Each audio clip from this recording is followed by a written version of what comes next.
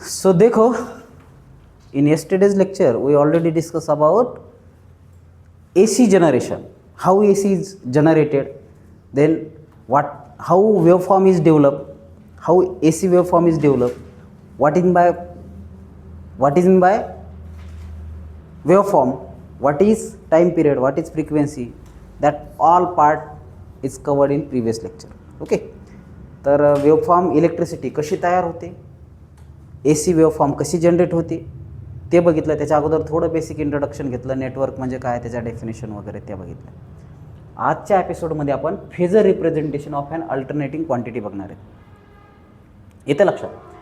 तर फेज म्हणजे काय, इन्स्टंटेनियस व्हॅल्यू. आता बघा, तुम्ही काहीतरी कोणत्या तरी टीनेजर्स आहेत, फेज अशा फेजमध्ये आहात की चांगलं काय वाईट काय सगळं कळतं तुम्हाला, परंतु तरी पण तुम्ही काय करतात, तुम्हाला ज्या आवडणाऱ्या गोष्टी आहेत त्याच्याकडे तुमचं जास्त लक्ष राहतं. ओके, आणि त्याचा परिणाम काही वेळेस वाईट होतो, काही वेळेस चांगलासुद्धा होतो. ओके, तर फेज म्हणजे काय, एक लेवल, एक स्टेज, एक लेवल किंवा एक स्टेज. तर अल्टरनेटिंग क्वांटिटीमध्ये ज्यावेळेस NS पोलमध्ये कॉईल फिरवली तर त्याच्यामध्ये काय तयार होणार आहे, वेवफॉर्म तयार होणारे, EMF तयार होणारे. EMFची वेवफॉर्म आपण बघितली, त्याच्या सगळ्या डेफिनेशनसुद्धा बघितल्या. आता बघा, त्या रिप्रेझेंट कशा करायच्या, म्हणजे आता करंट निघाला आहे, व्होल्टेज निघाला आहे, करंट व्होल्टेज 50 वेळेस फ्लक्च्युएट होते, ते प्रत्येक वेळेस सोबत राहील का, नाही. करंट पुढं जाईल, व्होल्टेज मागं जाईल. करंट जर पुढं गेलं तर त्याला आपण काय म्हणतो, लीडिंग करंट म्हणतो. करंट जर मागं राहिला तर त्याला आपण काय म्हणतो, लॅगिंग करंट म्हणतो. ते लॅगिंग लीडिंग काय आहे हे आपण बघणार आहे. सगळ्यात पहिले तर तुम्हाला माहिती आहे काय केलं आपण, याच्यामध्ये NS पोलमध्ये, मॅग्नेटिक नॉर्थ साऊथ पोलमध्ये आपण एक कॉईल फिरवल्याच्या नंतर EMF तयार झाला आणि अशा पद्धतीने वेवफॉर्म तयार झाला. जेवढी फिरवली तेवढी वेवफॉर्म तयार झाली. तर या अँगलला इथं काय होणार आहे, पीक व्हॅल्यू येणार आहे. ओके, या अँगलला 0 व्हॅल्यू येणार आहे, सॉरी या अँगलला इथं 0 येणार आहे, इथं परत पीक. ओके, त्याच्यानंतर इथं परत निगेटिव्ह पीक, अशा पद्धतीचे. ओके, तर हे पॉझिटिव्ह निगेटिव्ह पॉझिटिव्ह. तर हे जे आहे या फेज, याला फेज म्हणायचं, याला फेज म्हणायचं, याला फेज. इन्स्टंटेनियस व्हॅल्यू, एका पर्टिक्युलर इन्स्टंटला व्हॅल्यू किती असेल त्याला इन्स्टंटेनियस व्हॅल्यू म्हणायचे. तर बघा, फेज म्हणजे काय, तर त्याची पोझिशन, कशाची, वेक्टरची किंवा वेवफॉर्मची किंवा एखाद्या क्वांटिटीची, त्याला फेज म्हणायचं आहे. आता बघा, हे जे मूव्ह होतं आहे ना, लक्ष द्या, हे जे मूव्ह होतं आहे ना, हे विथ रिस्पेक्ट टू ॲक्सिस.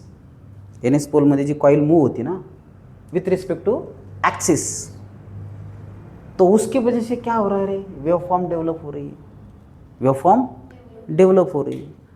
तो ये जब वेवफॉर्म डेवलप होगी उसका कुछ फेज है, और करंट और वोल्टेज दोनों आते, करंट और वोल्टेज दोनों आते. तो एक फेज मतलब करंट और वोल्टेज में क्या रिलेशन है ये अपन देखने वाले. तो लैगिंग मतलब क्या, लीडिंग मतलब क्या, ये देखने वाले. तर बघा, suppose voltage at this waveform is VA. तो VA क्या असेल, VA साइन ओमेगा टी. इसको अगर रेफरेंस पकड़े तो VB क्या रहेगा, VM साइन ओमेगा टी, और ये दोनों क्या है, फाई. दोनों के बीच में कितना एंगल है, फाई, फेज एंगल फाई. तो इसको क्या बोलेंगे अपन, angle phi is a phase difference angle. Phase difference angle बोलेंगे, समझते. ये एंगल जो है उसको फेज डिफरेंस बोलेंगे. For example 15 sine theta plus 60 degree.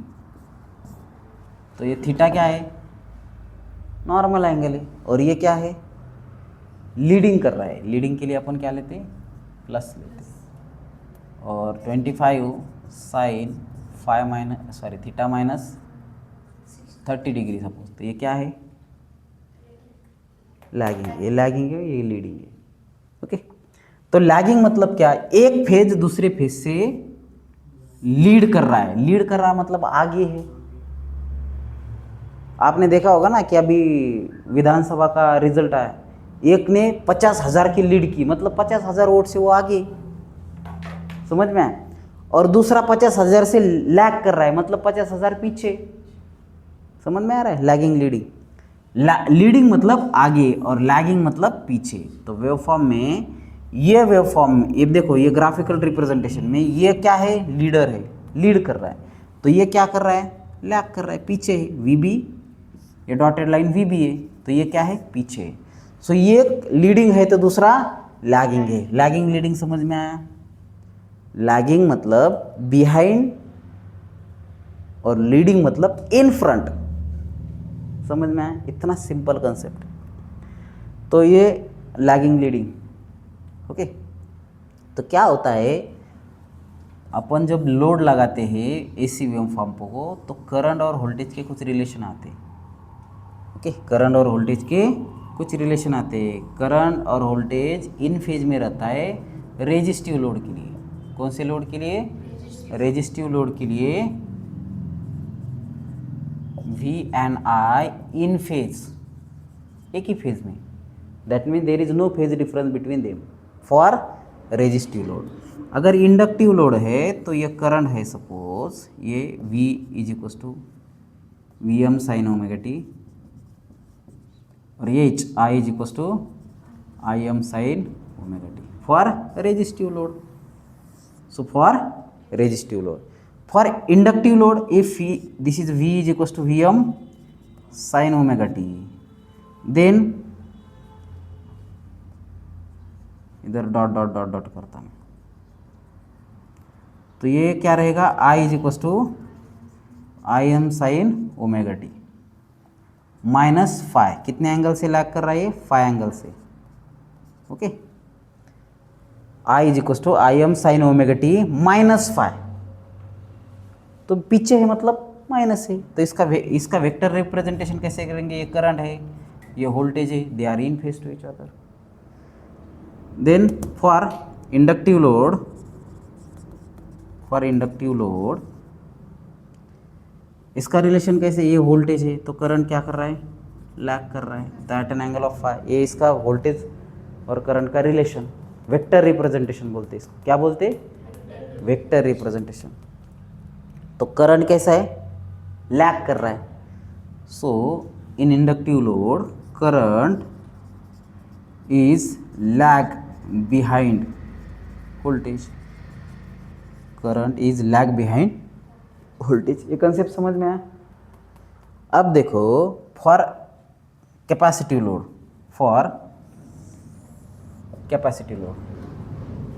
तो हम इधर लिखते हैं इसको, for capacitive load,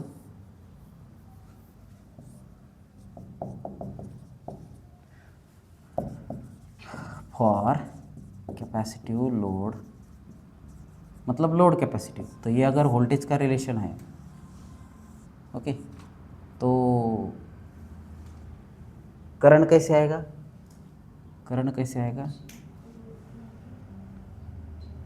देखो, करंट ऐसे आ गया था, अब कैसे आएगा? So I is equal to Im sine omega t plus phi and V is equal to Vm sine omega t. तो करंट कैसा कर रहा है? लीड कर रहा है। करंट कैसा कर रहा है? लीड कर रहा है।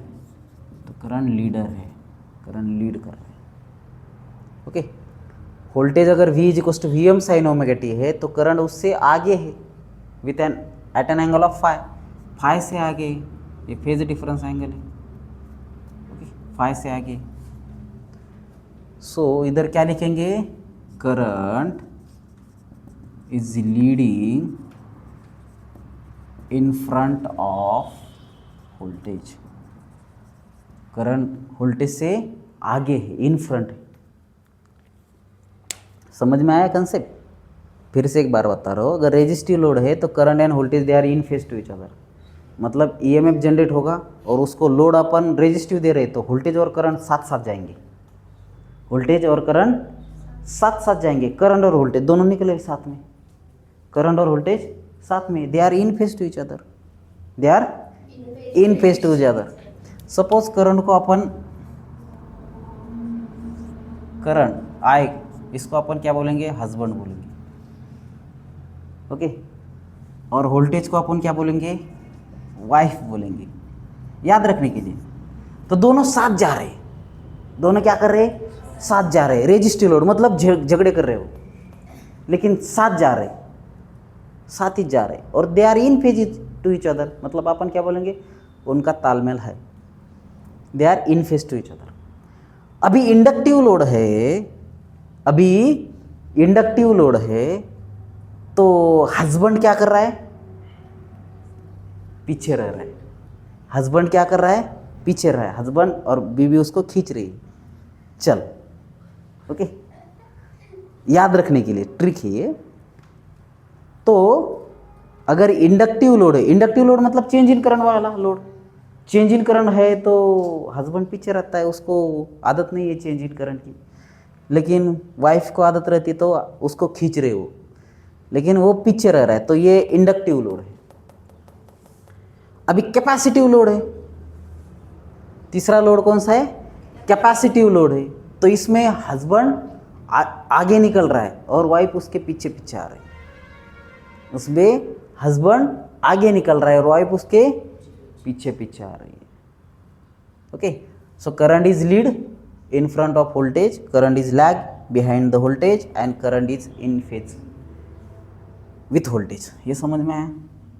प्योरली रेजिस्टिव कैपेसिटिव इंडक्टिव के लिए ये कितना रहता है, 90 डिग्री रहता है। For purely inductive and capacitive कितना रहता है, 90 डिग्री रहता है। फॉर प्योरली रेजिस्टिव 0 रहेगा। ओके,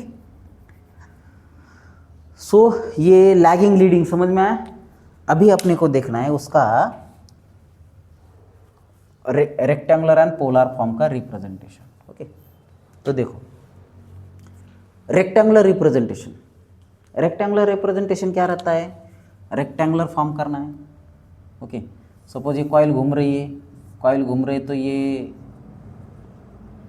क्या करेगा, रेक्टेंगुलर क्रिएट करेगा। ओके, कॉइल घूम रही है ना गोल गोल, ऐसे गोल घूम रही है, तो एक्स एक्सिस वाई एक्सिस, तो यहाँ पे क्या होगा, ये यहाँ पे ऑलरेडी दिखाया। ओके, तो ये एक रेक्टेंगुलर क्रिएट होगा। क्या क्रिएट होगा, रेक्टेंगुलर, जैसे कि इधर ऐसा करे तो ये एक रेक्टेंगुलर क्रिएट होगा।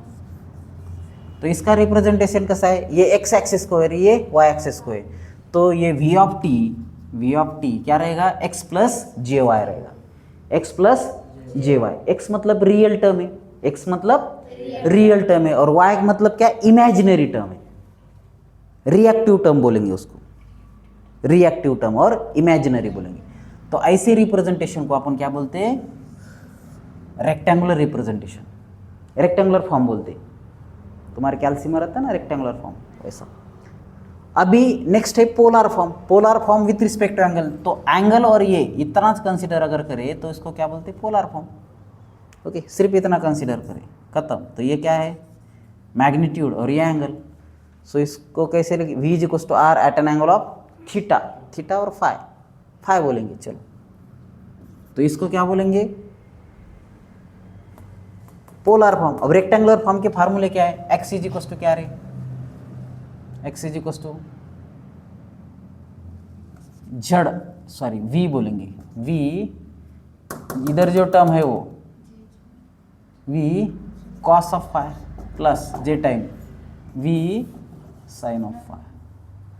तो इधर ये हॉरिजॉन्टल कंपोनेंट एक्स है, कॉस के फॉर्म में लिखते, और ये वर्टिकल कंपोनेंट वाई है तो साइन के फॉर्म में लिखते। और इधर आर को निकालना है तो कैसे निकाल लेंगे, X square plus Y square, X और Y, X square plus Y square. और फाई को निकालने के लिए क्या करेंगे, tan inverse of Y by X लेंगे। हे त्याचे कन्वर्जन आहे। आणि पुन्हा लक्षात घ्या, for addition and subtraction we use rectangular form, for addition and subtraction we use rectangular form, and for multiplication and division we use polar form, for multiplication and division we use polar form. Okay, so write down this.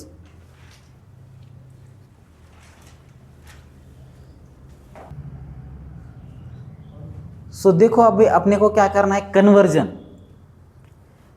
ये polar, देखो addition and subtraction के लिए rectangular form का इस्तेमाल करेंगे, और multiplication and division के लिए पोलर फॉर्म का इस्तेमाल करेंगे। ओके, तो अभी क्या करना है, represent the following quantity in polar form, polar form में इसको रिप्रेजेंट करना है। तो कैल्सी निकालो सबसे पहले, सब लोगों ने कैल्सी निकालना है। तो इसको क्या करना है पोलर फॉर्म में, तो क्या करना है, सपोज पहला है, ओके पहला है, तो क्या करेंगे 28 प्लस J6 है एम्पियर, उसको क्या करना है पोलर फॉर्म में। तो कैसे करेंगे पोलर फॉर्म में, कैसे करेंगे, तो सबसे पहले R निकालेंगे, R इज इक्वल टू क्या लिखेंगे under root of x square plus Y square, मतलब 28 स्क्वायर प्लस 6 स्क्वायर कितना है,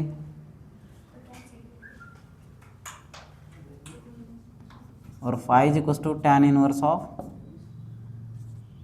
6/28, बताओ 28.63 एम्पियर, एम्पियर दिए तो एम्पियर, और ये कितना रहेगा,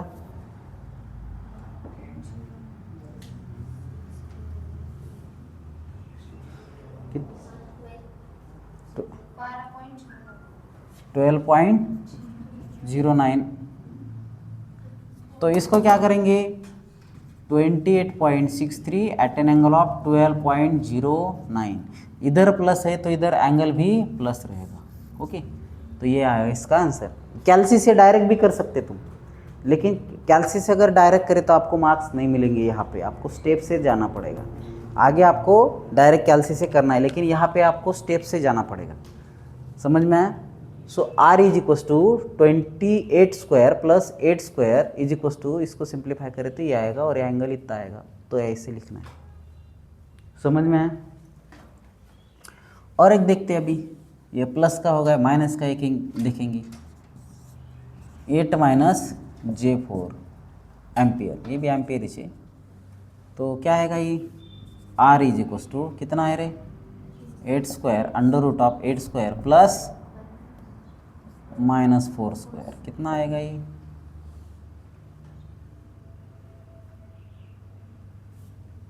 और 5 is equal to tan inverse of 4/8, नहीं गलत होगा, मोर देन 8 आना चाहिए वो, बताओ करो।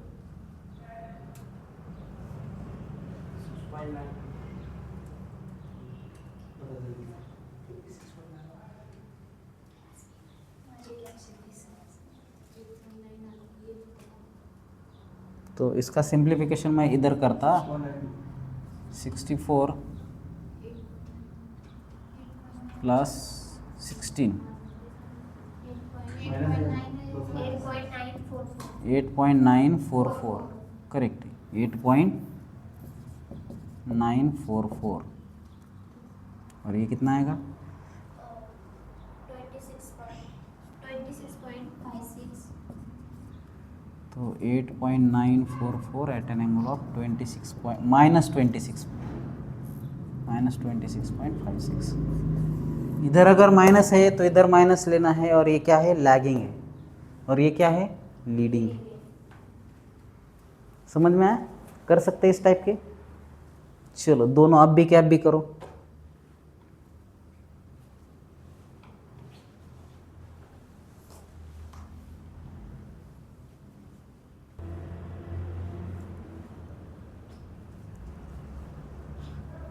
तीसरा करके देखो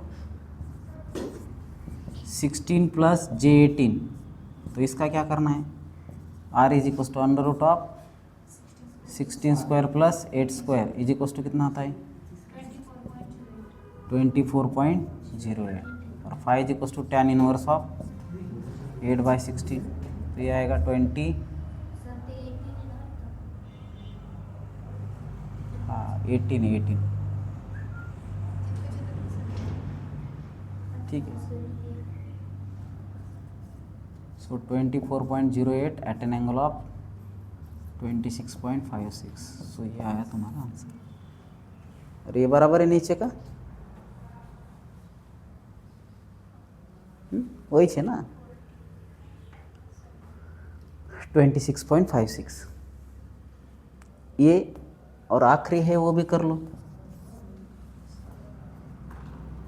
8 माइनस J4, इसको क्या करना है, R is equals to under root of 8 square minus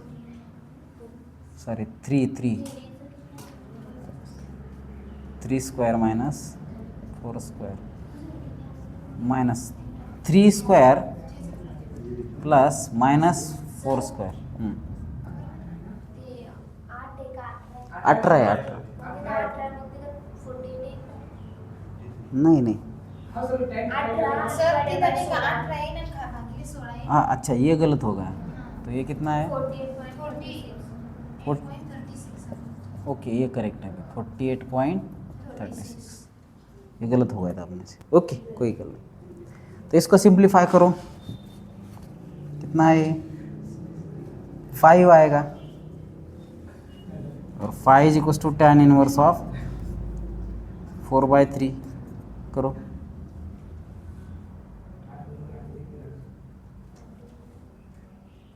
don't be a copy paste, 53.13 correct. So ये आएगा 5 एट एन एंगल ऑफ 53.13, शाबाश।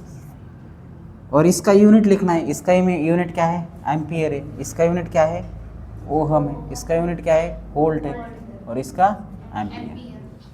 समझ में आया? यूनिट भी लिखना नहीं भूलना, कुछ एग्जामिनर यहाँ पे भी आधा मार्क्स काट सकते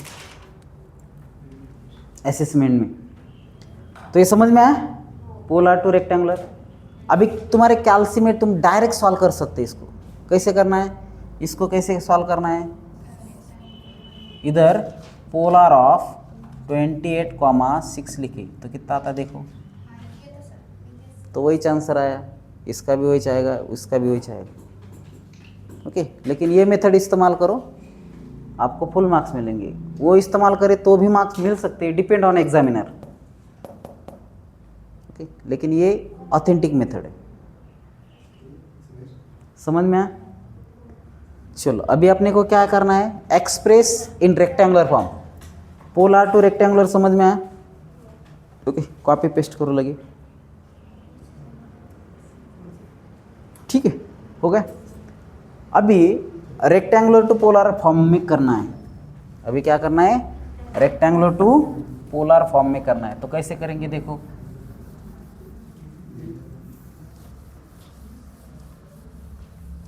रेक्टेंगुलर टू पोलर फॉर्म में करना है। So 10 at an angle of 60 degree, ऐसा क्वेश्चन है, तो क्या करेंगे रे, एक्स इज इक्वल टू क्या फार्मूला है, v कॉस ऑफ, v को जड़ बोलेंगे तो जड़ कॉस ऑफ 5, तो जड़ मतलब 10 कॉस ऑफ 60, कितना आएगा ये,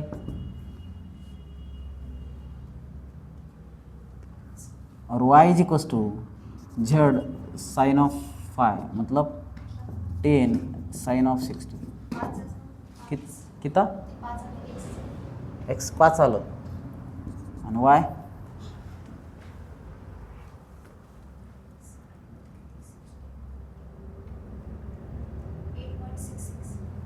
करेक्ट 8.66 है, ओके। तो इसको लिखेंगे कैसे,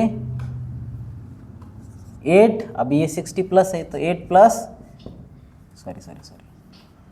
5 प्लस J 8.66 ऐसा लिखेंगे। तो सबसे पहले x निकालो, उसके बाद y निकालो, और इसको वेरिफिकेशन कैसे करना है इसका, रेक्टेंगुलर ऑफ 10,6, तो ये आता है क्या देखो,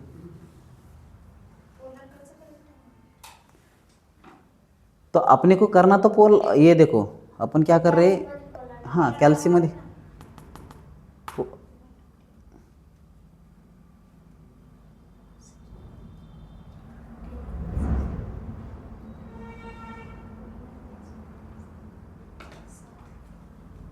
नाही समजलं, कॅल्सी नाही आणली, बरं।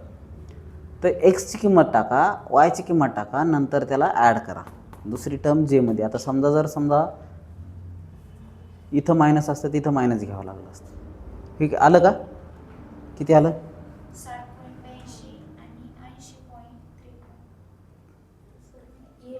रेक्टँगलमध्ये टाकलं, रेक्टमध्ये टाका.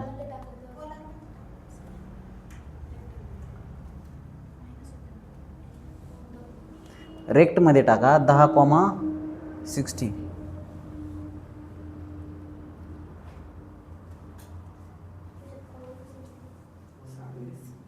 कितना है? ठीक है, 9.99 मतलब 10. इधर आप लोग कंफ्यूज होते हैं. हाँ ठीक आहे. देखो देखो बच्चे ध्यान दो. इथं कोणत्या फॉर्ममध्ये करायचं आहे? लक्ष द्या. इथं तुम्हाला पोलार फॉर्ममध्ये करायचं. मग पोलार ऑफ हा हे घ्यावं लागेल, पोलार ऑफ 28,6. इथं तुम्हाला कोणत्या फॉर्ममध्ये करायचं आहे? रेक्टँग्युलर. मग रेक्टँग्युलर ऑफ 10,60 असं घ्यावं लागेल. मग ते किती येईल?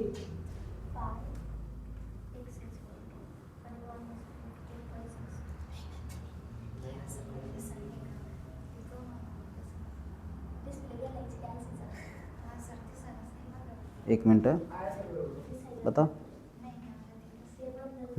रेक्टेंगुलर ऑफ 10,60 लिया तो ये आएगा. समझ में? इथं कन्फ्यूज होतात तुम्ही म्हणतात आपल्याला रेक्टँग्युलरमध्ये कन्वर्ट करायचं. अरे मग बरोबर आहे ना, रेक्टँग्युलर ऑफ ही कॉमा ही जर टर्म घेतली तुमची ही किंमत येणार आहे. कळतं का बेटा? ज्या याच्यामध्ये कन्वर्ट करायचं आहे एक्सप्रेस इन रेक्टेंगुलर फॉर्म तो उसका लेना है. रेक्टेंगुलर ऑफ इसका रेक्टेंगुलर, ये पोलर में इसका रेक्टेंगुलर, तो ये ऐसा बनाना है. ओके. और ये आगा तुम्हारा पहला. दूसरा का कैसे करेंगे?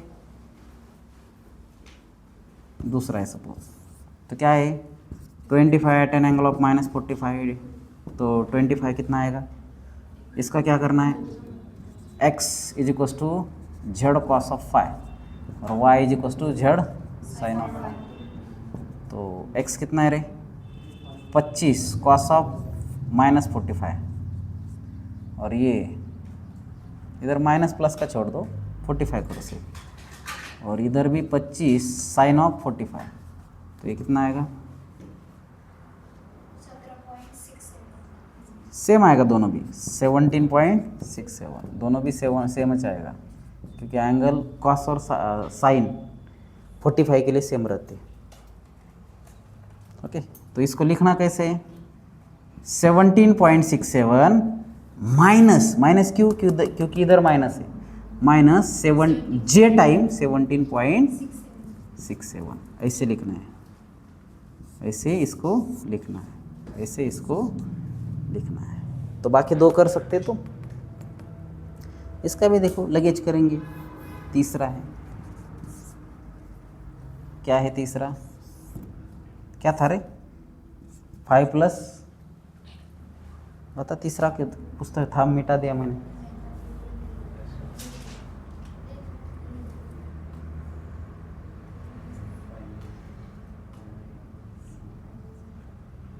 ठीक है. 5 एट एन एंगल ऑफ 53.13 था. तो इसको x क्या रहेंगे? डायरेक्ट घेऊन टाकू आपण. ओके. सो 5 कॉस ऑफ 53.13 आणि 5 साइन ऑफ 53.13. तो ये क्या आएगा? हाँ 3.00 मतलब 3 आया, 3 आया. और ये क्या आएगा? 4 आएगा. सो कैसे लेंगे इसको? 3 प्लस J4, 3 प्लस J4. इधर देखो, इधर क्या था? माइनस था ये. ओके. 3 माइनस J4 के लिए 5 माइनस 53.13 था. इधर 5 प्लस J3 53.13 के लिए 3 प्लस J4 आएगा. समझ में? अभी चौथा और आखिरी x इज इक्वस टू क्या आएगा? 10 कॉस ऑफ 36.86 और y is equals to 10 sine of 36.86. तो ये कितना आएगा रे? 10 कॉस ऑफ 36.86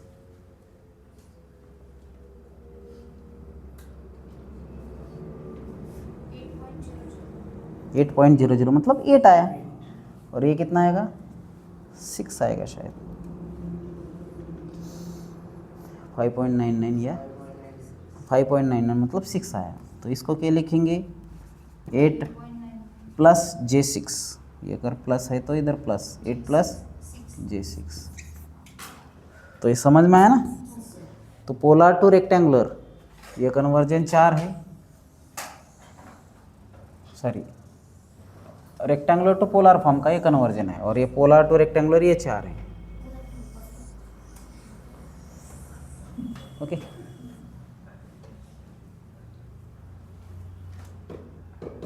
समझ में आया।